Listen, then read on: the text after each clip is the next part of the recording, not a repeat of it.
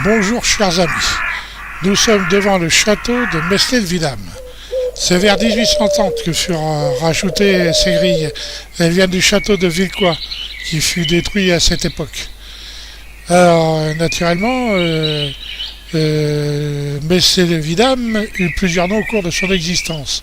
Et c'est en 1574 qu'apparaît le nom de Le Vidame.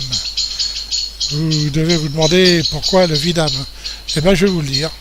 Le Vidame était un personnage qui représentait au Moyen-Âge l'évêque au temporel, c'est-à-dire qu'il n'avait pas fait ses vœux monastiques et du fait il pouvait se permettre de commander ses propres troupes et même une armée.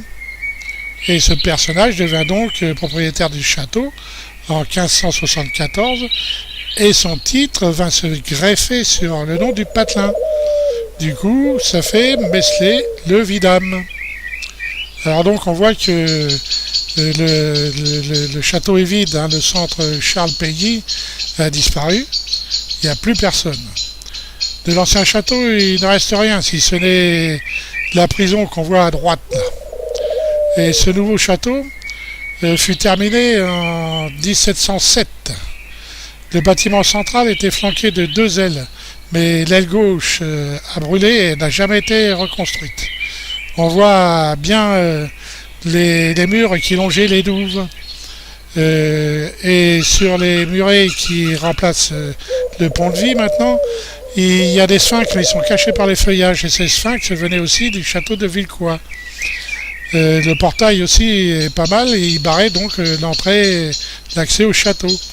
Avant, la cour du château s'arrêtait au pont-levis. Le reste a été rajouté après. Au début du XXe siècle, il y avait encore un auvent qui abritait l'entrée du vestibule. Et au-dessus, la décoration de la façade a été réalisée par Monsieur Peuzieux.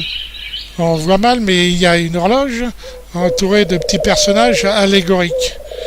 La cour du château est encore tenue correctement, les pelouses sont tondues, les arbres taillés, mais le parc derrière, personne ne s'en occupe.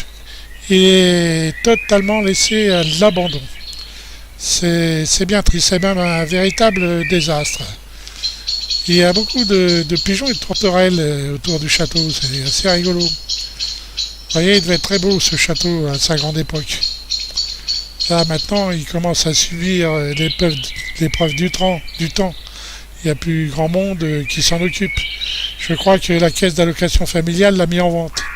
Bon, chers amis, je vous laisse à une prochaine visite.